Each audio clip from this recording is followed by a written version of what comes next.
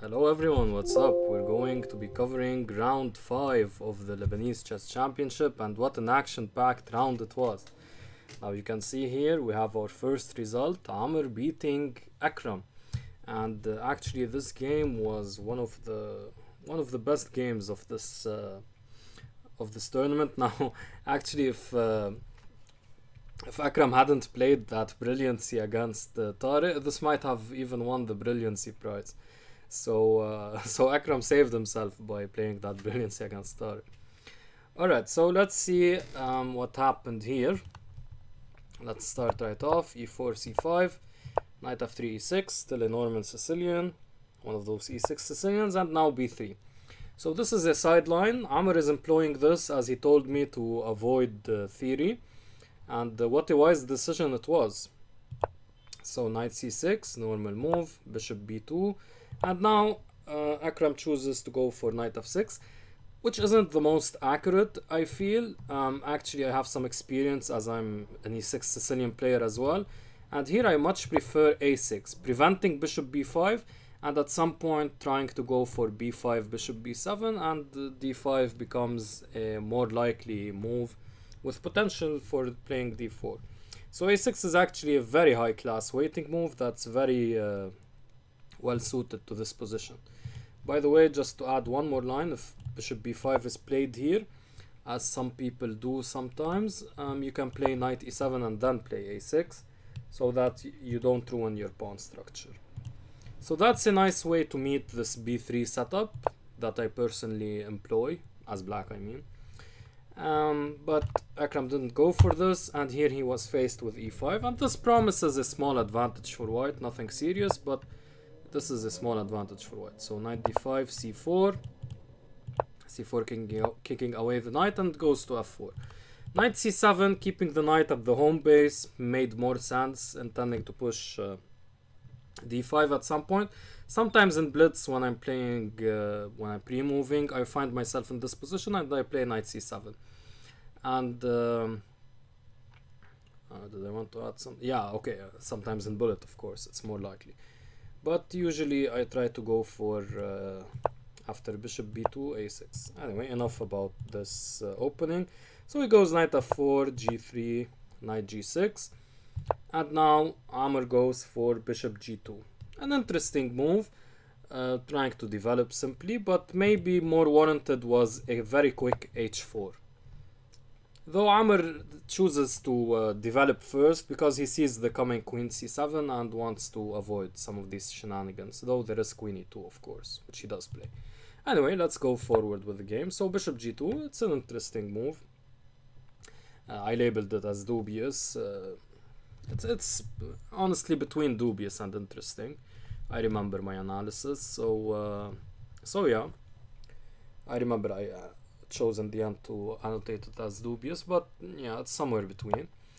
Queen c7, very natural, just trying to attack the pawn, and now queen e2 was played, defending the pawn. Perhaps already the pawn sacrifice could have been tried. I thought that was the point behind bishop g2, because after h4 you'd think it's a bit more difficult, seeing as how the bishop was is on the home base, but after bishop g2 and castle, after bishop g2 you could think of castling as making more sense. So just again to clarify, so here queen c7, maybe here like bishop g2 and castling doesn't make a lot of sense, but now that that castles already has been, bishop g2 has already been played, you can think of sacrificing the pawn. And it turns out that it's actually a good move, because after takes, you have the brilliant d4, trying to go for this. And the problem here is that black is almost, like, it's almost impossible for black to develop. If you think about it, like, this long diagonal is well controlled by white, and this long diagonal also is well controlled by white. So black will have a hard time even playing bishop e7 and castling, and this bishop isn't going to go on b7 anytime soon. So of course there's rook b8, b6, bishop b7, but that's a long ways off, and white, don't forget, has some nice pressure here. So that would have been possible. Instead he goes for queen e2, which is fine. And here Akram could have gone for a6, which is something basically he missed throughout the game. I don't think there was any other point in the game where a6 was possible, but again, like in the opening on the fourth move, he could have gone a6 as well. So here he went knight b4, which is also an interesting idea, going for this check immediately, but maybe too optimistic. And Amr simply defends. Again, though, castles was possible, seemingly giving up the rook, but after d4 we get to see this brilliant point. You don't even recapture the knight right away, you play d5 intending to go d6. And this is actually an idea Amr found in the game, but admittedly finding this here connected with the sacrifice of the rook, it's not so easy for white or for any human player to appreciate this kind of sacrifice. It's a very difficult engine sacrifice, but it was possible. And of course, like I would imagine many romantic players would go for this sacrifice, especially for this rook in the corner. So the engines sometimes infuse new life into chess, new romantic life. Oh shoot. Yeah, I'm not going to cut off the video. Yeah, this is what happens in Lebanon, guys. Power cuts. So it'll be back in a few seconds. Anyway, so knight a3. All right. So knight a3 and a6. Finally, Akram goes for a6, but it's a bit late here, to be honest. Castles, b6, another good move, trying to develop. And now Amr goes for d4. It's connected with d5 sacrificial idea, which is what he plays later. But maybe here he could have gone for a4 and played h4, sorry, and played h5 to kick away the knight, as was possible beforehand. But he goes d4. And Akram goes for bishop b7, which is just refuted by d5. And here, brilliant play by Amr. And here he's completely winning. This is only possible because white is castled and has full development, while black is just not. Here, though, Akram should have prevented this d5 possibility by playing c takes d4. After knight takes d4, just develop like this. And here in this position, of course, h4 trying to go for h5. Black can go for bishop c5 to develop, h5, and after knight f8. White is obviously better, but it shouldn't be too much here. It shouldn't be too much because there are no clear avenues for white to break through. But of course, like with the knight being here, h6 being possible at some point, black lacking any clear place to put the king, I guess queenside, but yeah, that's not so optimal either. Of course, black is worse here, but white isn't completely winning. But after bishop b7, d5 just wins on the spot. We'll see why. Takes, not even necessarily playing e6. And after knight takes, we get to see knight c4. So just vacating the square for the knight. And here, yes, you're down a pawn, but black's king is never going to find safety. And even after castles, there's knight g5. And there's no good way to protect here. If you go d6, I just take. He went for king b8, but after queen d2, Akram resigned. Of course, here knight takes f7 was possible, but he didn't want to see this sacrifice. But even after this sacrifice, white is completely winning. If bishop e7, white just plays knight f7 and is winning. And if b5, just knight f7 as well. And here you're just material up and should be winning. So he didn't want to see the sacrifice, so he played queen d2. And that forced resignation because now the sacrifice isn't possible and knight takes f7 is coming. So, and also this knight is attacked, of course. So completely crushing victory by Amr. Amazing. This d5 sacrifice, just amazing. The whole point is to play d6. And if it's captured, it's a pawn sacrifice allowing knight c4. And you can't, of course, give up the bishop after knight c4 because, I mean, this bishop will give you hell.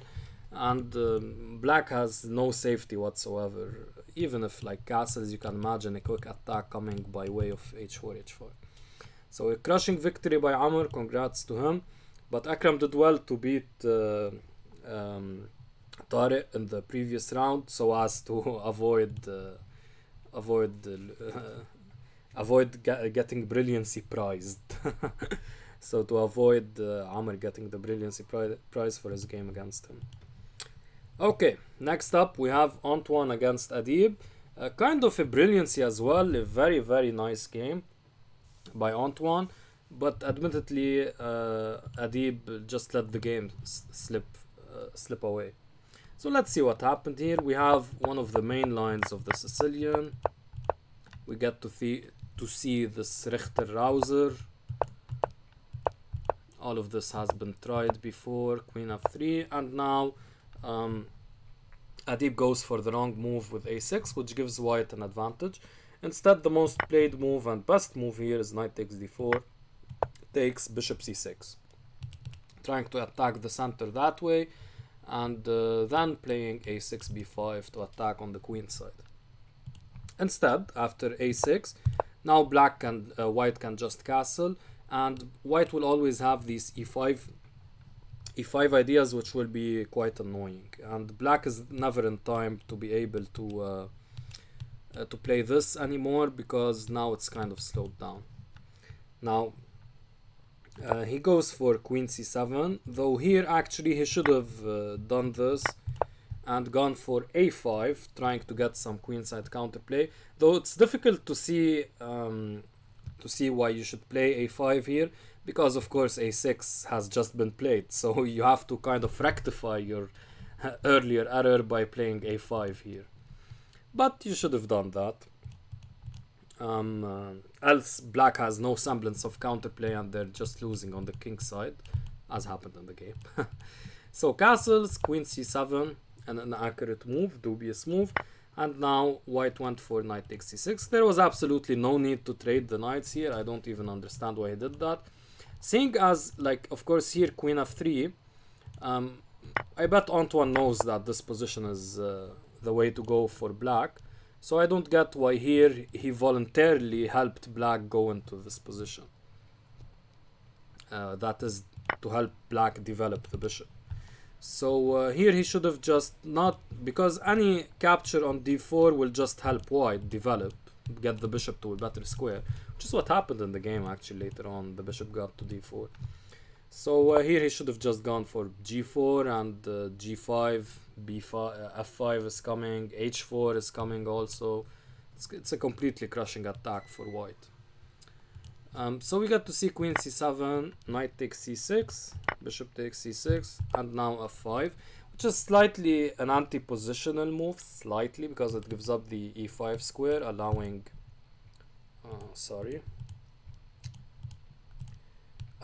this, which is actually also happened in the game.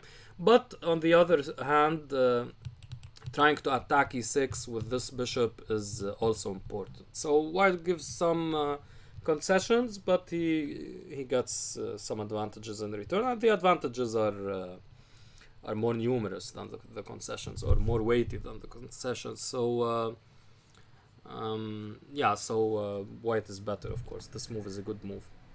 Here though, Adib should have just played e takes f5, and after queen takes f5, okay, you cede control of d5, yes, that's true.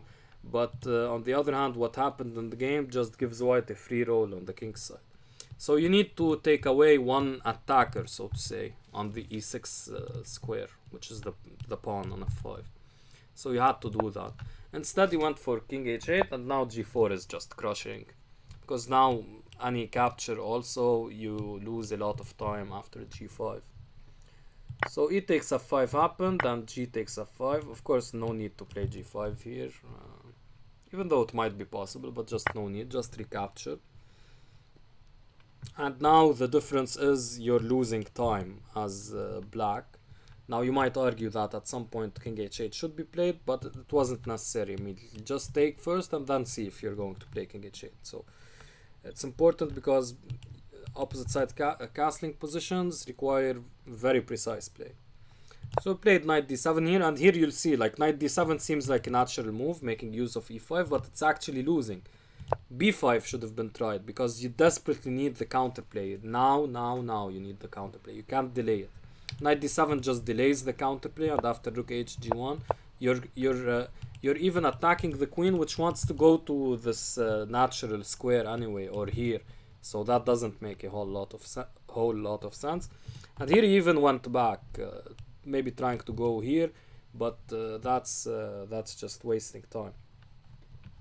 Instead, he should have tried bishop f6 since he's here basically, and that helps also defend f7, which wasn't attacked beforehand, but like in the future also defends f7.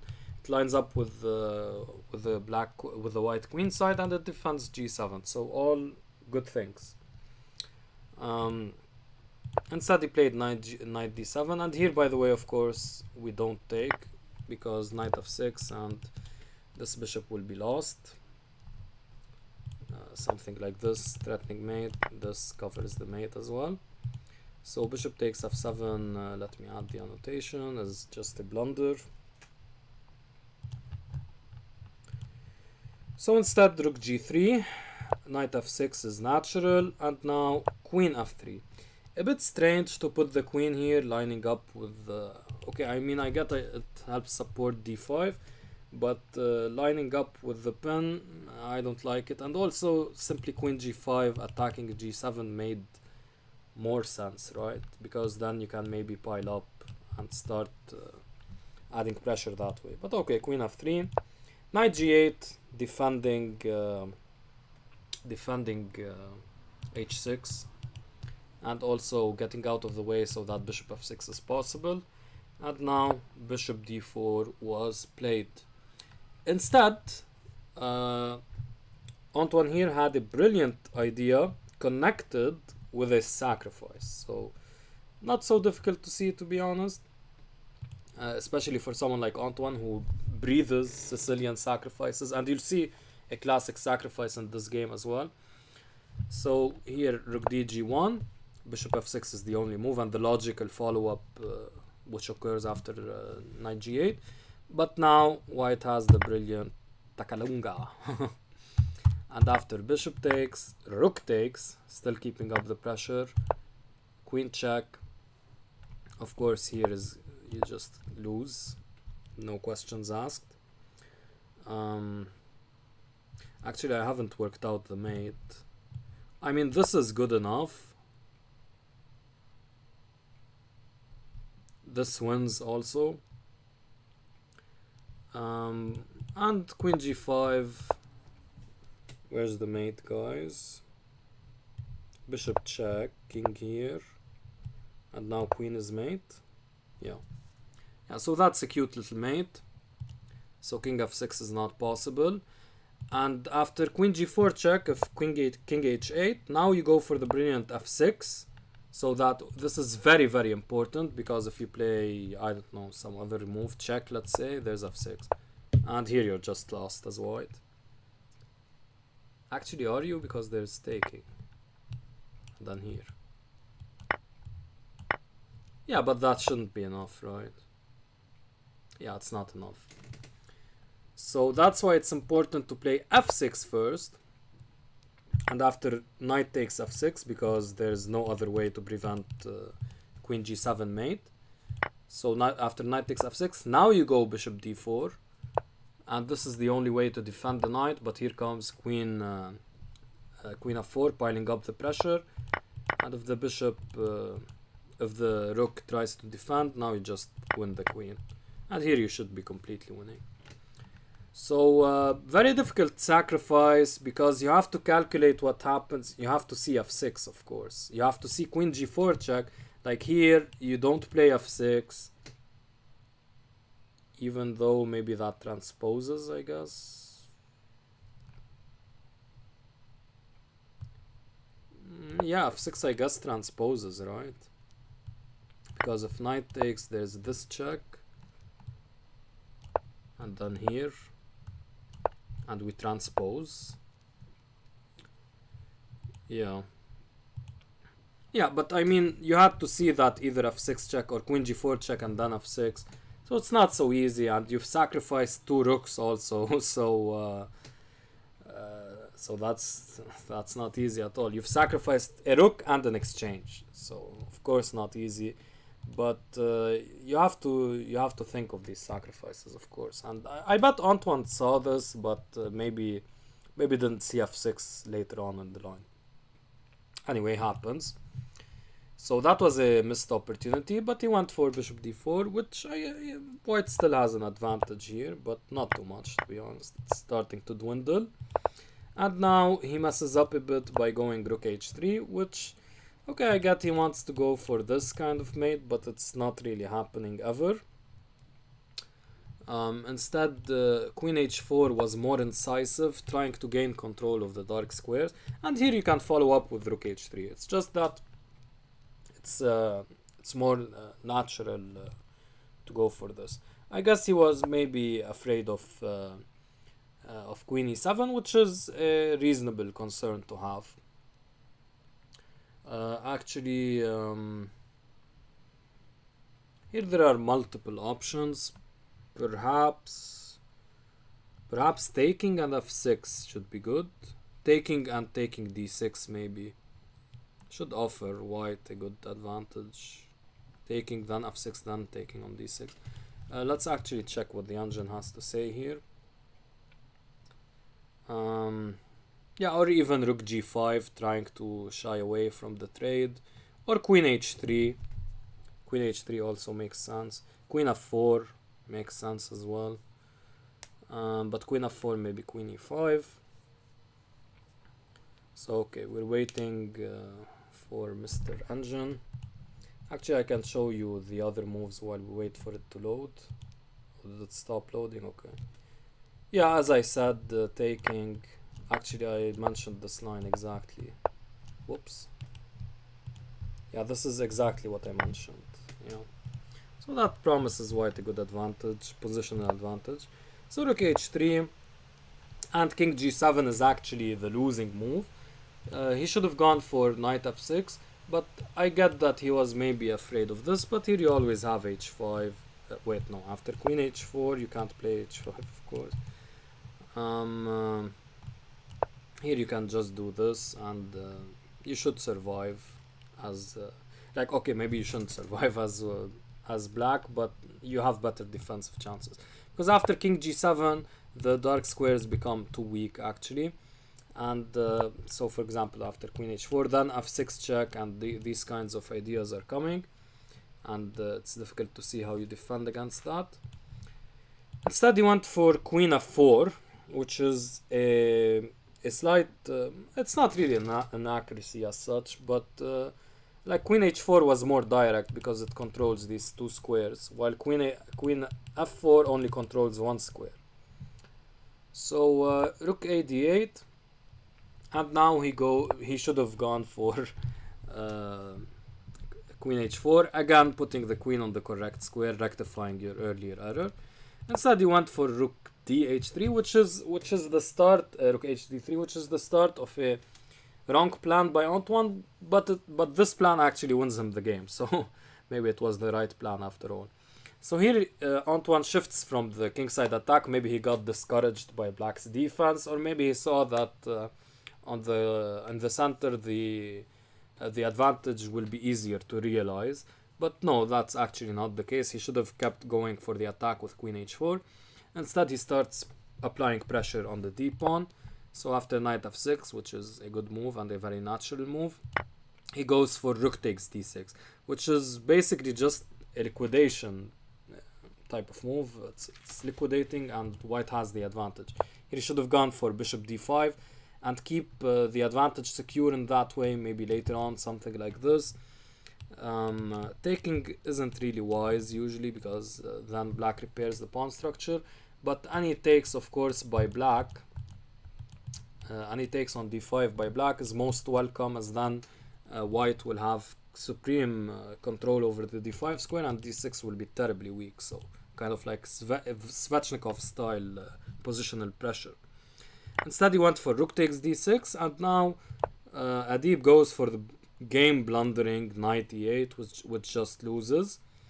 Perhaps he thought he was winning because like after takes there's takes, so that's what he thought, but that's not the case. Antoine had a trick cooked up.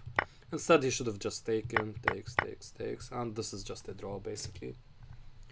I don't see why any side should be any better. And here if e5 trying to be clever as white, this actually doesn't work because of knight h5. And who's being clever now? Note that takes, of course, we have this. And white is losing. So knight e8 seemingly winning something here, but that is not the case because of f6 check first, driving the king away and creating these mating threats, and now e5, cementing this rook. Rook takes d6 was tried, knight takes d6 is just losing very easily by this. So knight takes d6, rook takes d6, and now seemingly winning this pawn, but no, Antoine has something else in mind. And now even after you win the pawn, white remains with this pawn, and this pawn is fawning, and eventually he'll be able to convert like this, and this is what happened. So I'll go through the remaining moves quickly. This is just a conversion effort. Black is completely lost. c4 was brave but very accurate.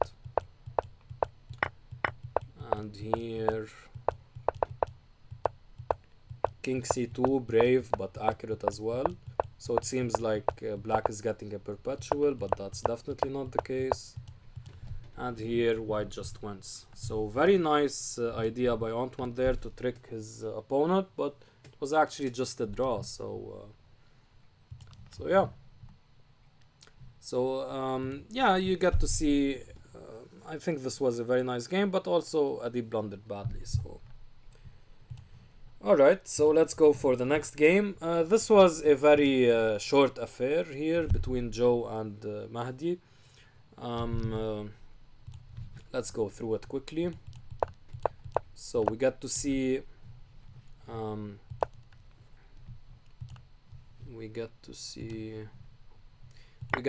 the French, and here we have the Blackburn variation, where black trades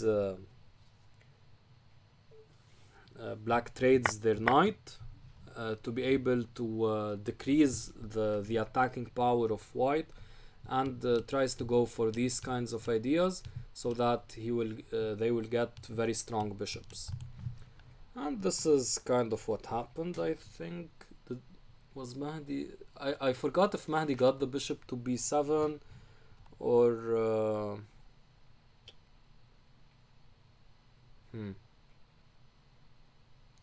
did he get? I forgot. Okay. So bishop d3, a6, natural move, trying to go for this, but more natural is just to play c5, which is something he missed actually now. For example, like here he went for b5, but this is a bit premature because of a4, which chips away at the black pawn structure on the queen side. Instead, simply c5 just allows the bishop to develop and prepares these ideas for full-scale queenside development for black. Instead he went for b5, and Joe went for the correct a4.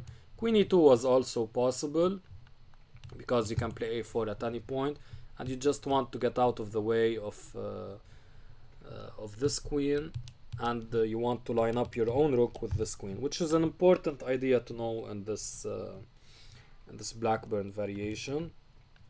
So b5 and a4, b4, of course not capturing, allowing the rook to come here to activate. So b4, and now white goes for rook e1, which is also an interesting move, but queen e2 is the more natural, again wanting to go for these kinds of ideas.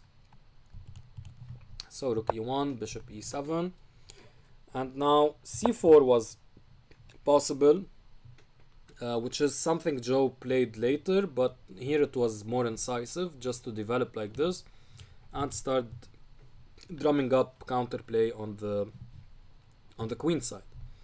Instead he went for a5, which blocks a5 by black, so maybe he didn't want to see some of this, but I mean the bishop coming to a6 doesn't make a lot of sense anyway, and this b5 square, it's welcome. as a weakness, so it's welcome that white would gain this b5 square, and the bishop is going to come here anyway. It's not coming to a6, so I don't really like the idea behind a5. So now black castled, and white went for c4. Perhaps a bit mistimed. Now maybe c5 makes more sense, trying to go for this important kingside attack. So c4, c4, b takes c3, which seems natural, but it's really helping white because the open b file will be annoying for black. So b takes c3 back. Instead here, just in line with the plan, he should have went for c4, bishop b7.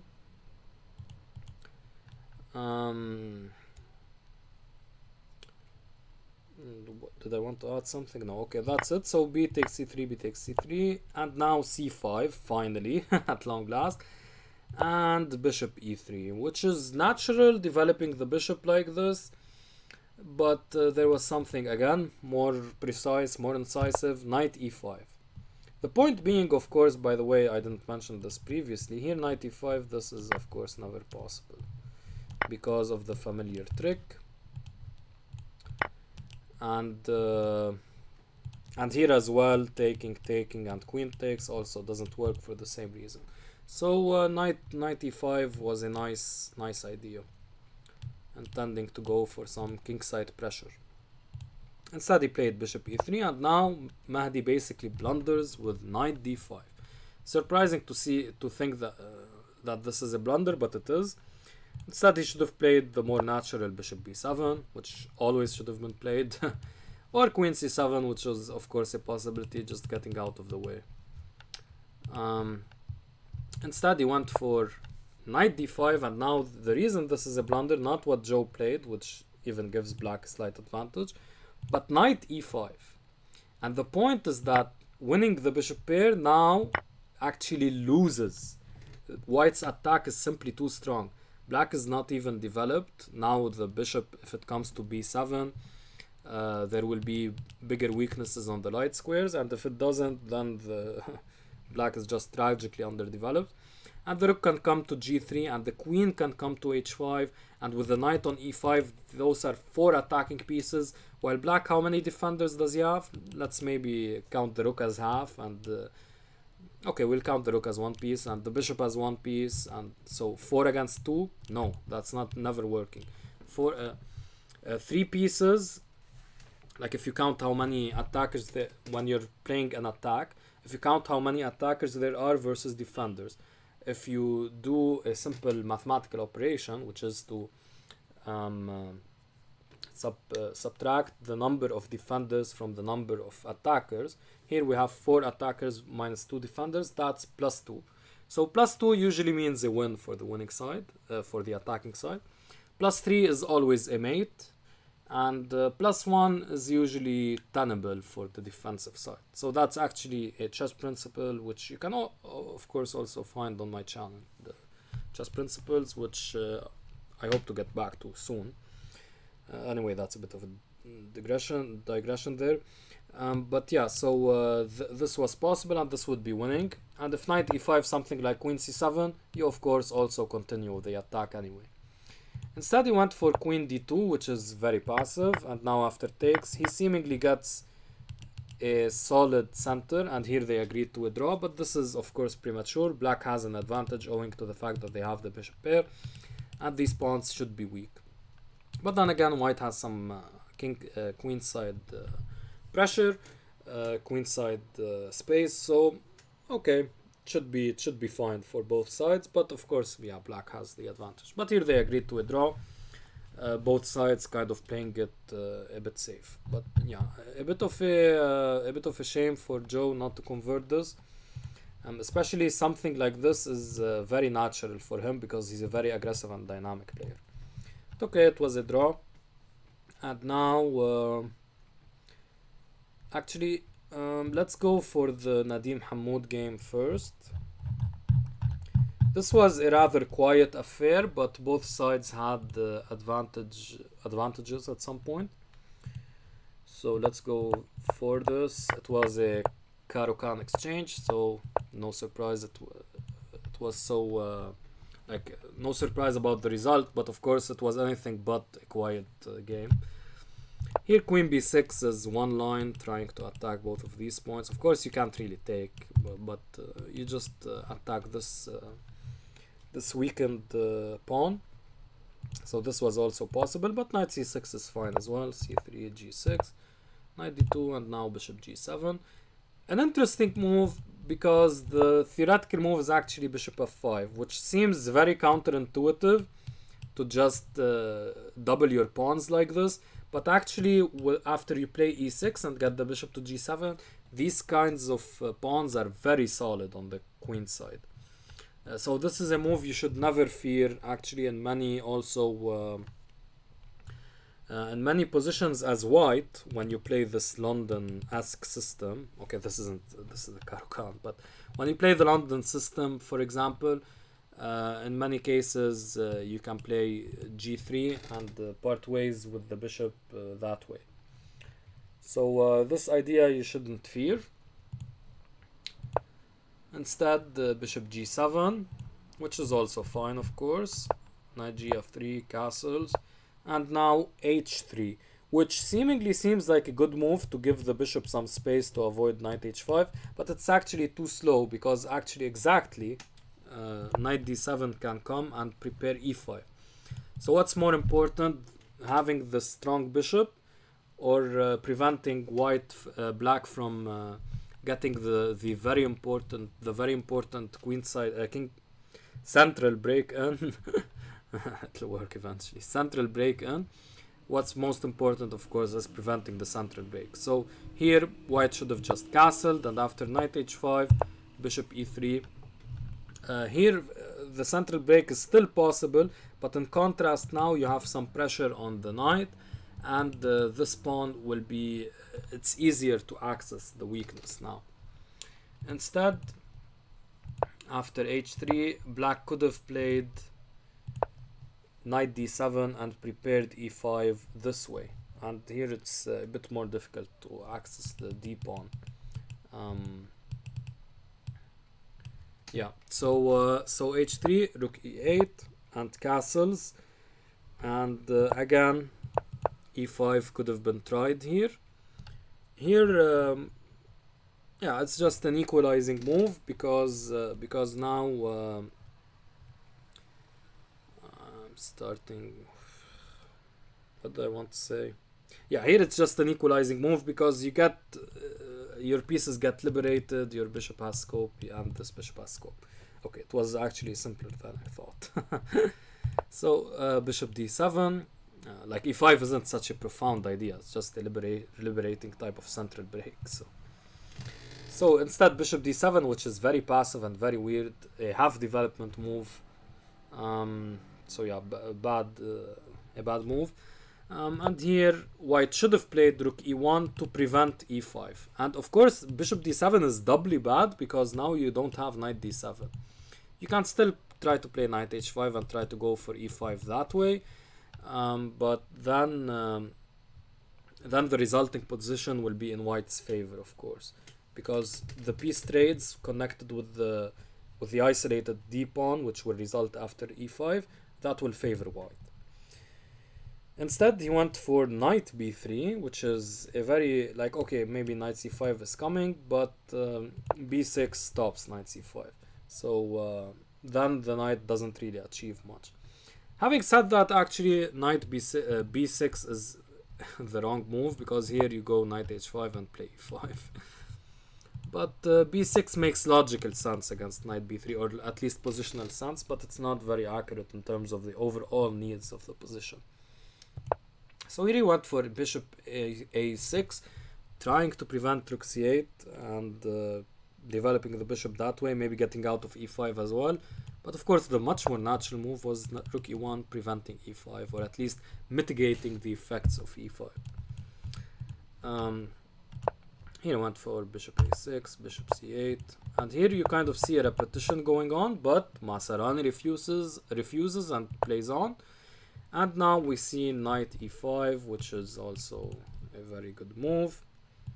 but queen c8 defends, and now knight c1. Interesting, trying to relocate the knight, maybe coming here. Makes sense, but of course rook e1 again. It's just more natural to play like this. But no, knight c1 is a fine positional idea. And here all of these moves make sense, so black is doing well to prepare e5 and get out of... let's go slowly through these. Okay, this. So black is doing well here. And now goes for bishop c8. Again, why not play e5 immediately? I don't know. Bishop c8 is a bit too clever for me. So bishop f3, avoiding the trade, which makes sense. And bishop f5, improving the position of the bishop, which wasn't doing anything there, to be honest. But also just going for e5 immediately made more sense. So here, though white had the opportunity to stop e5 once and for all and play e5, knight e5 themselves. This could have been possible, and even though like maybe the e-pawn you'd think might be weak if all of these captures happen, but no, it's actually quite fine and you get access to the d4 square. So knight e5 was a good move. Instead he went for knight e1, which is kind of passive, of course. And here, why not e5 again? Though actually b5 and delaying e5 a bit was possible. b5 just cements the position on the queen side. But more natural, of course, is e5. And after takes, here you have to play bishop e4 in this position. You don't play knight takes, because again, the bishop, the pawn is hanging. Not again, but the pawn is hanging.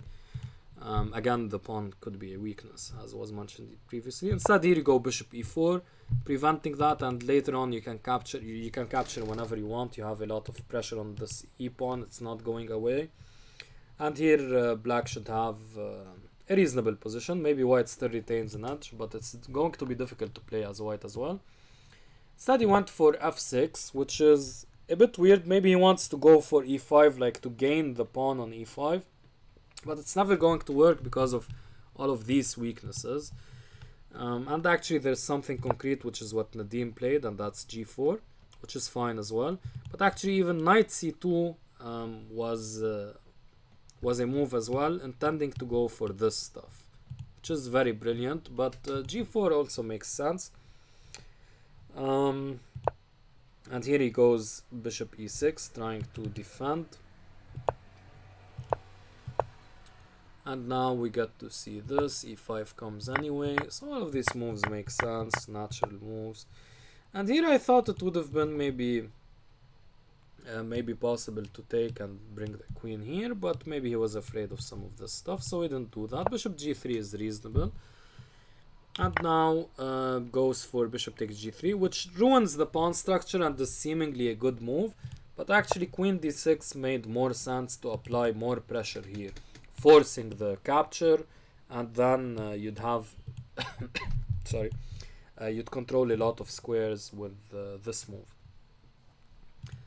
Instead he went for bishop takes, and after h takes, queen d6, trying to attack, but here white should have a solid position with the queen blockading the isolated pawn. And let's go a bit more slowly. So g4, and now c4, and h5, and they agreed to withdraw, though this is basically the last blunder, because rook c8 here made more sense, trying to attack this pawn and go for some pressure, though of course it's not really a threat because of taking and this, but this was one move just to keep the game going. Instead h5 just creates repairable weaknesses, because after g takes, king h1, you have these kinds of ideas. And yeah, so Nadim should have played on actually after h5, which is a questionable move, but they agreed to withdraw. Even without h5, like after rook c8, white of course still has an advantage as well. I mean, it's not maybe so clear because these pawns they look weak, but it's all about the d pawn, and white is safe enough. There are no clear avenues for black to break on through, so white should be completely fine. So actually a very eventful draw.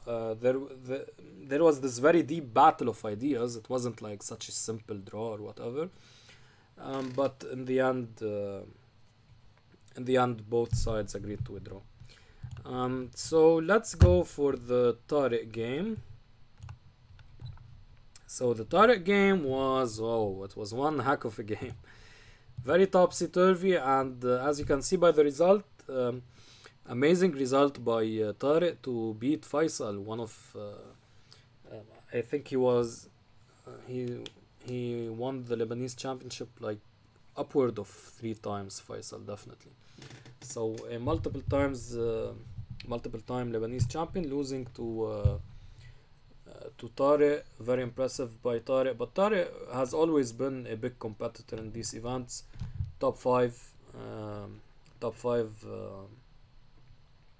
He's finished in the top 5 multiple times, so very impressive results.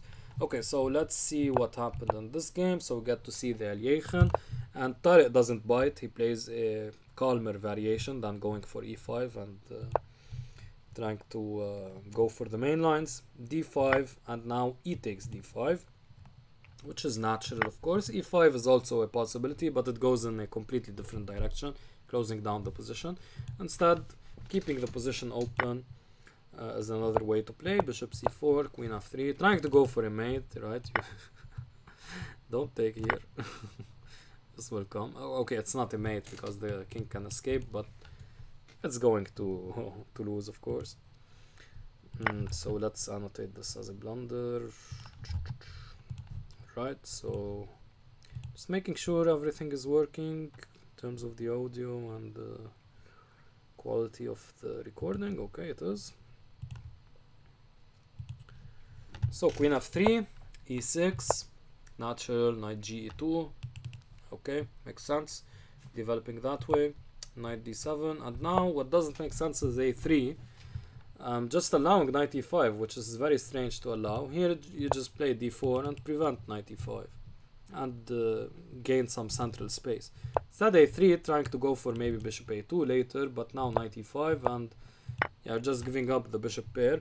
Though actually the engine even recommends something even deeper, which is to keep to allow white to keep the bishop, because here you apparently have a f5, which is also a very anti-positional move, but you kind of you're kind of banking on just crushing white and making their bad development stick out like a sore thumb. So that's what black is aiming for, but it's difficult for a human to play like that. Here you just take the bishop pair and enjoy an advantage like that. And this is what happened, and now he went for d3, which is very committal. Like, why do you have to think about d3 or d4? You have to castle, so you just do that. So d3 I don't like because it's committal for no reason. So d3 castles, bishop d2. Bishop d2 is a bit, yeah, kind of waste of time, but okay. And now Faisal gives white a liquidating opportunity with knight e4, which can only help white. So he shouldn't have given this kind of square for white. Maybe he wanted to play this to play bishop e6, but that actually turns out to be wrong, a wrong idea concretely. Here he should have just tried to win some queenside space and play c5 here, just try to win queenside space and go from there. Instead he went for e5, knight e4, and now bishop e6. The only way to retain the advantage was knight d5. Actually I don't know if it's the only way, but it's one way to retain the advantage, probably the best. It's to play knight d5 and just not trade any more pieces as would happen after bishop e6. Here you might be able to trade one pair of pieces, but no more. But after bishop e6 you're going to trade the full house. So this is what happened. Takes. You never want to take, of course, with the g pawn, because that ruins your kingside pawn structure, and the queen is active, so it's able to make use of those weaknesses. So you don't want to do that, so you take here, and after takes you don't really want to do this either, because you lose a piece. So you have to take, and here the queen just gets out of the way, and even here white should have a slight advantage because the bishop doesn't really have any targets, and the knight has some opportunities here, and the rooks can come here and try to drum up some attack, which is kind of what happened in the game.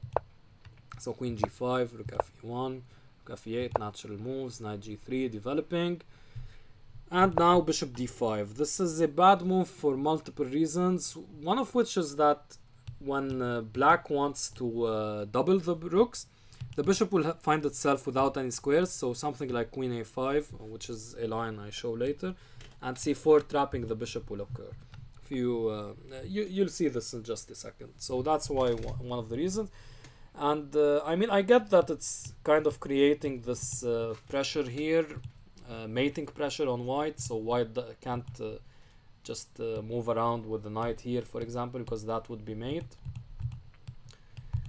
But the most natural square is knight e4 anyway, so I'm not seeing how bishop d5 is really threatening much, because knight e4 is the most natural square anyway. So yeah, overall bishop d5 is a questionable move. So rook e3, we get to see this doubling, and now he goes for knight e4, the natural square, but kind of wrong, because here he simply had queen a5, which threatens the a7 pawn, and now actually so a3 is a 10 billion IQ move, because now actually after queen takes a7 there's no like rook a8 or anything like that, because the a pawn is protected, and there's no like bishop takes a2. But of course bishop takes a2 would be met by b3, and rook a8 isn't possible because the queen is attacking. Yeah, just trying to make a joke there, guys. Okay, so that's why a3 on move 7 was the best move. No. Okay, so here you had queen a5 attacking a7 and threatening to play c4, which would trap the bishop, and now you see what I was saying about the bishop not having any squares. But this would have promised like at least a slight edge, because you're basically winning a pawn. Now of course black has a lot of counterplay, but pawn is a pawn, so that was possible. Instead he went for knight e4, kind of a wrong move, but not too bad of course. And here very normal moves for both sides, and here he should have just gone for knight g3 back, controlling f5. Instead he played queen d2, simply allowing f5, which is an important move and something you'd always be fearful of.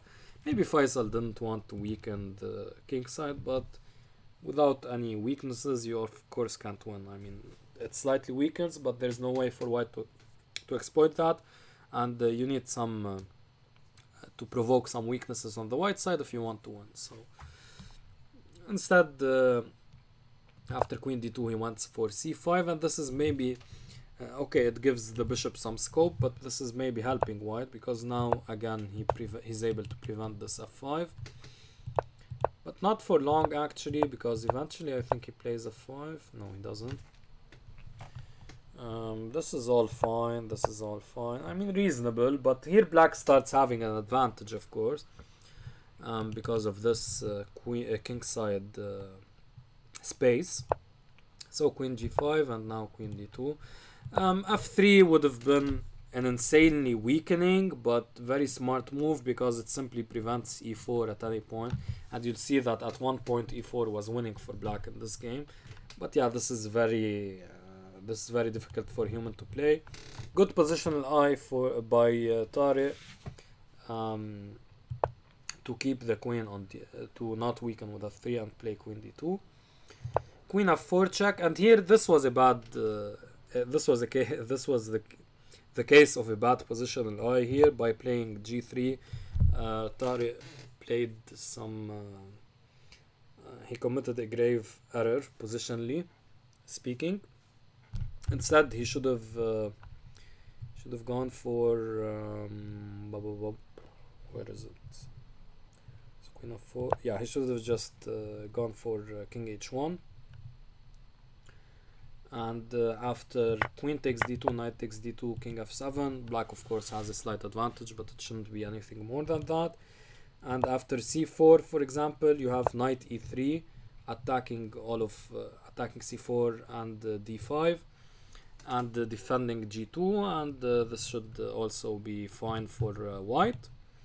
Instead g3, allowing not queen f3 but actually h takes, f takes, and queen d4.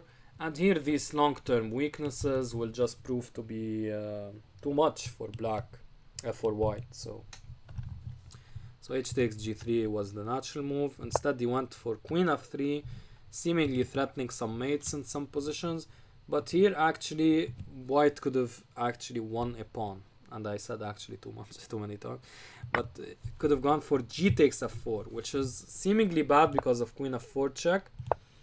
But now you have rook g3, and this pawn actually can't be captured because then white would win with knight e3, threatening this and threatening the bishop. So if the bishop moves, you have this, and this is completely winning.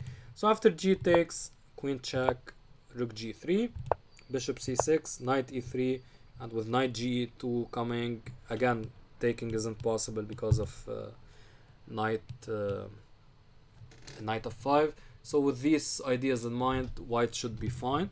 By the way, of course, just to remind you guys, especially because it was played earlier, you never want to take, because that will only help black. And after taking, you have to basically takes. And now the rook is coming to e2, and you can't really stop that. And you can't play knight e3 to block the rook from coming to e2, because remember, the pawn is here. So if you take, the pawn would be on f4, preventing the knight from coming to e3. So that's not possible. So of course Tarek didn't play that, but here he kind of blundered with queen e3. Again, he should have just taken the pawn.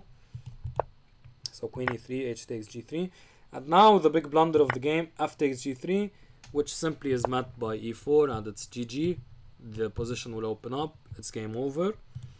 Instead of f takes g3, he should have just taken with a knight, and that way e4 is kind of prevented, or at least mitigated. And here queen f4, again with this annoying queen move you never want to take, but here you can just play around it. It's difficult to find moves for white, of course, but maybe something as simple as b3, and you try to play on. But after f takes g3, here comes the winning move e4, which was not played unfortunately for Faisal. Here after rook f2, there's this brilliant queen takes f2. I think queen h5 also wins, but I mean queen takes f2 is just GG.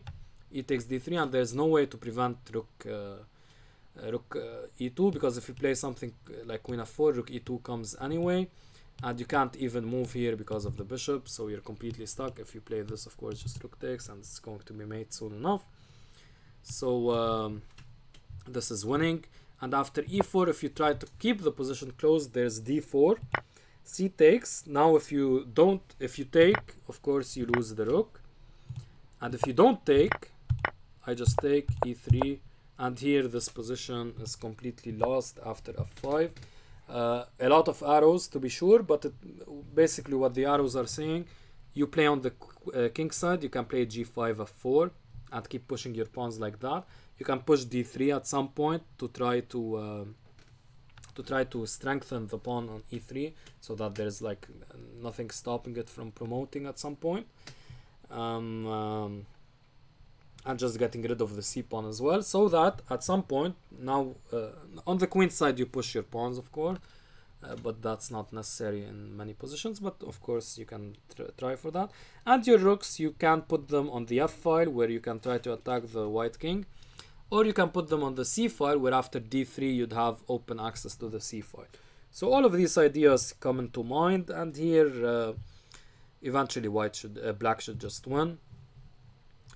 So e4 was actually winning. Instead he played queen h5, which just gives white tempo here to play g4 and get the knight to g3, and now the knight is coming here, so white is actually slightly better. Actually not now, but I mean yeah, after e4, which is again what should have been tried, black would be slightly better.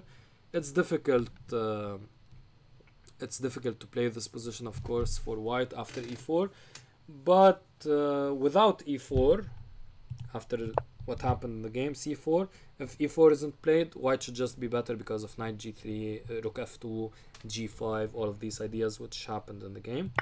So we took here and went for rook f2, and now e4 is never really bothersome, and this is coming, white should be fine. Black played e4 though here. Better late than never, but not really. It's just a blunder here because the pawn is just going to be weak, and knight f5 g5 ideas are going to prove to be strong. Instead, queen c7 here, and black can try here. Black can try to survive. Instead, he went for e4, and now comes b3, which is maybe a bit too slow and unnecessary.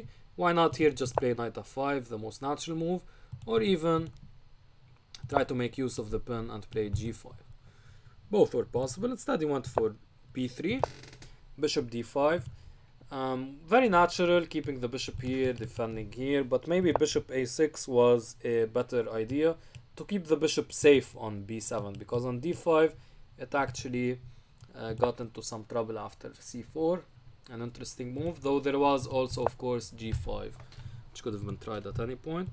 So now the bishop comes to b7 anyway, so you could have gone for bishop a6 and played bishop b7 at your own accord without having to meet the threat of c4, without losing a tempo after c4. So here now actually the position is kind of just better for white, but Faisal does a good job and it basically becomes equal here. You can see that for example here white didn't want to take so as to not allow the pawn to push, but here he kind of gave up a pawn, but now he got some activity in return, and now finds the brilliant sacrifice, which actually just forces a draw here, but Faisal blundered and it's game over after king g1. Instead he should have played sorry, rook 6 e7, creating this escape square for the king. Now if check, for example, you go king f8. After all of these checks, you're drawing. Actually I said creating the escape square, but of course if you try to play that you just lose, because this is coming, and so yeah, you're forced to go to the d file here. No other squares, so you're forced to go to the d file, and after you go to the d file I just pick up the queen, so that's losing. King e6. But actually after so here it's just a draw, so that's what was possible. But why do you have like to play rook 6 e7? It's not just to escape, but it's also to have this ability to defend here across the 7th rank. And for example, of course, the threat, like if you play a random move, this was a mating threat, so that's why vacating the square now makes sense, because let's say white plays check now you have this, so that's the point behind rook 6 e7. So that would have drawn. Instead this and king g1, and there's just no good way to prevent the coming mate. So he tries rook 6 e7 now, but now the problem is that after check, now you have some tactics with this, and now king f4, and here there was the possibility to mate with this move, and this is a clever way to mate,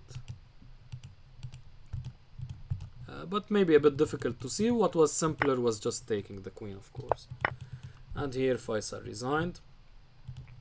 So important to note that, like for example, after rook 6 e7, here you can't play this, which is what happened in the game, because of simply this, and you're losing, of course, material, and this is just lost, obviously.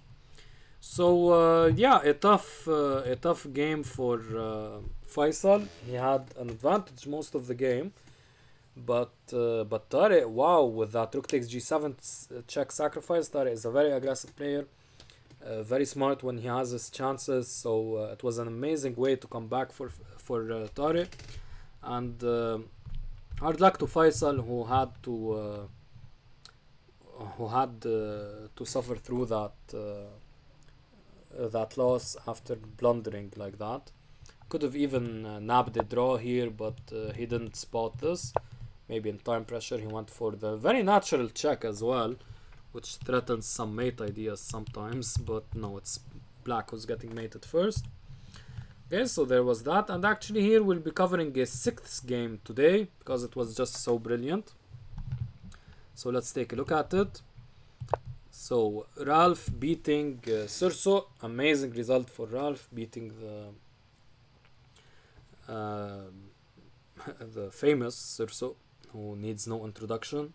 But we mentioned that he was the first person to become the Lebanese champion in 1972, I believe.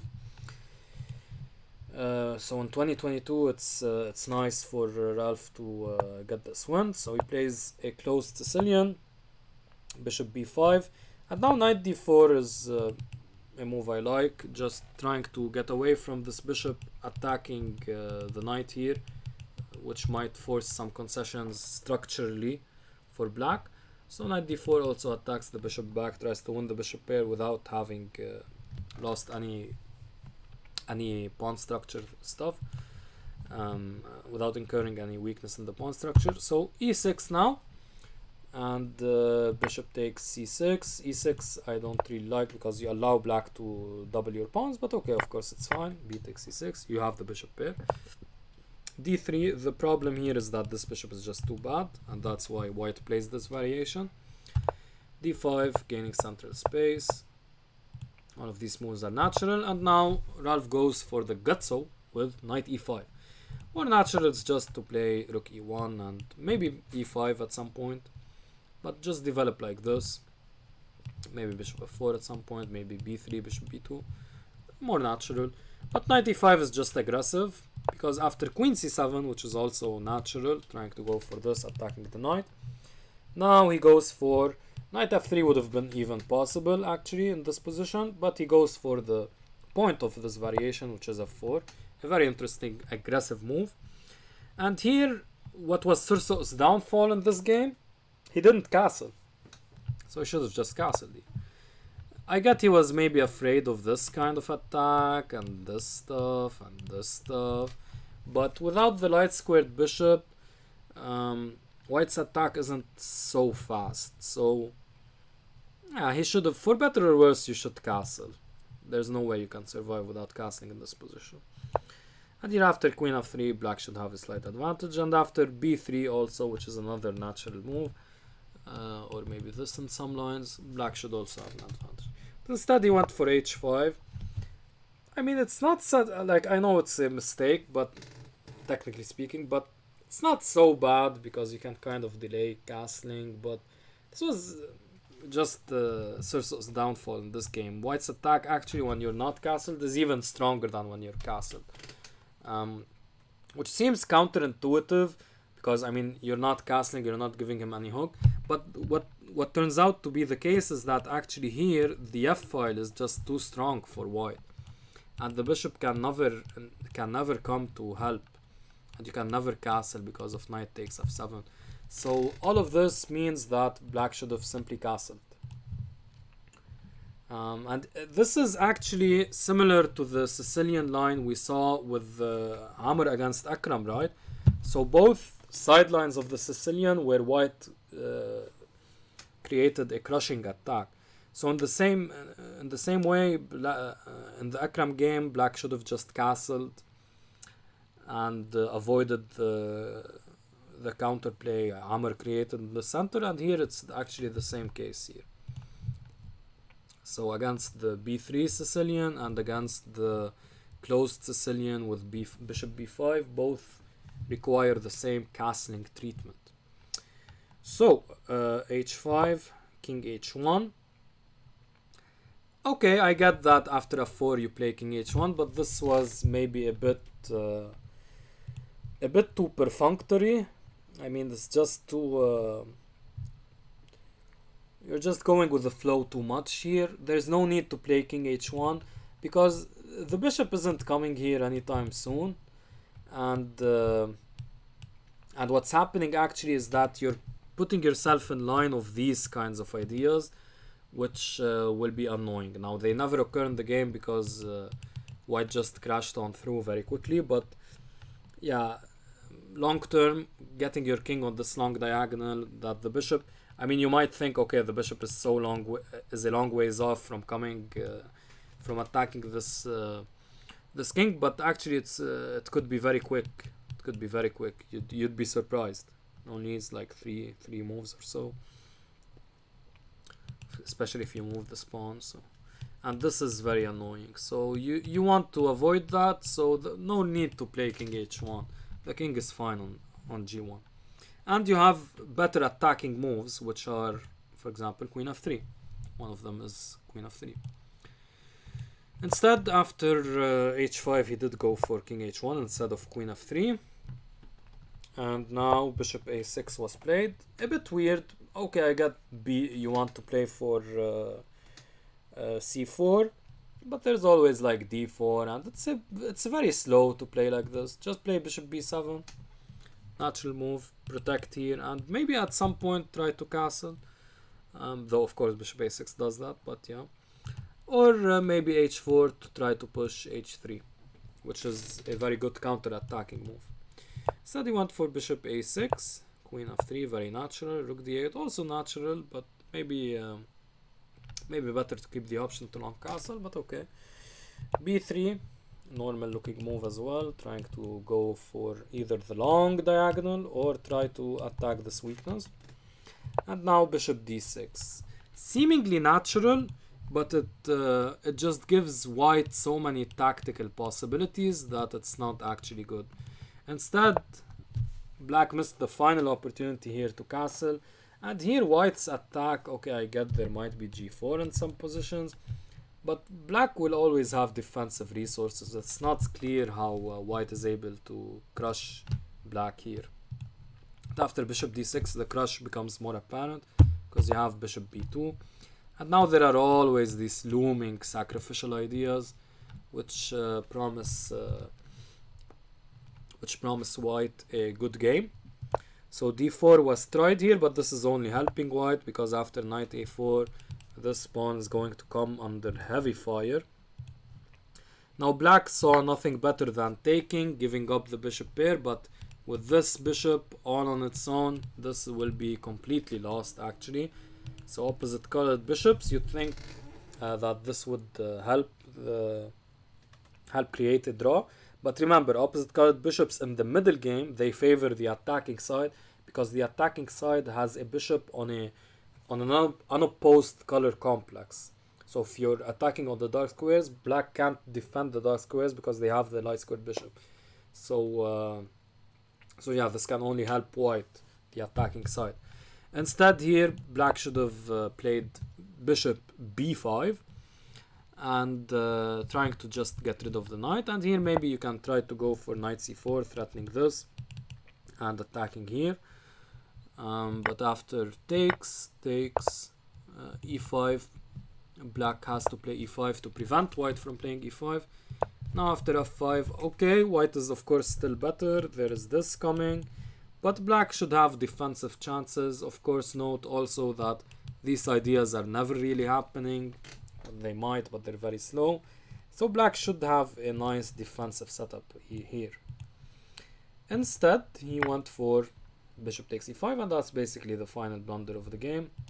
After f takes e5, queen takes e5, bishop a3, there's big pressure here. You're going to win the pawn and eventually the game, because when this pawn collapses, all of the dark squares will collapse. The bishop can even relocate sometimes, and this will prove to be too much for black to handle.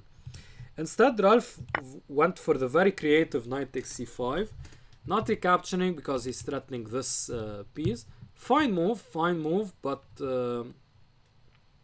yeah, maybe just taking the bishop was more more incisive and maybe better. But knight takes c5 cannot be faulted, and when you feel like you're creating a brilliancy, you just have to go for it. So bishop c8, f takes, queen takes, and now b4, cementing the knight from the defending also defending against the queen, cementing the knight. So queen c7 back, and now the brilliant e5, opening up lines, opening up this e4 square, very natural attacking move, and opening up for this to come. So black played knight d5, and this proved to be the final blunder, because after knight e4 there's just no good way of preventing this check. Note that if takes, mate is coming. Instead, black should have just taken the pawn. I get that there's this knight b3 and rook d1 ideas. Knight b3 is played to win the pawn, so let me clarify that. Yeah, I get that there are these ideas, but at least black can try to survive here. But after knight d5 there's just no way to stop this, so you lose after knight e4, which also maybe the immediate taking was just simpler, because after knight takes, let's say, you can go back, attack the knight, and if the knight comes back you have bishop a5. Very nice tactic. Again, you can't take because of queen takes f7 mate, and if knight b6, getting out of the skewer, there's just c4, and white is crashing through on the queen side, on the king side. If you castle, of course, you're just hanging the pawn and inviting to get yourself to get mated quickly. Of course, this is completely winning, but knight e4 is also completely winning and a very natural move. So rook d7, trying to get out of the way. Maybe here the sacrifice was possible, but again, you can't capture twice because of this, so also not so hot. Here black is of course just losing, so let's go slowly. So he takes, insinuating some of these ideas.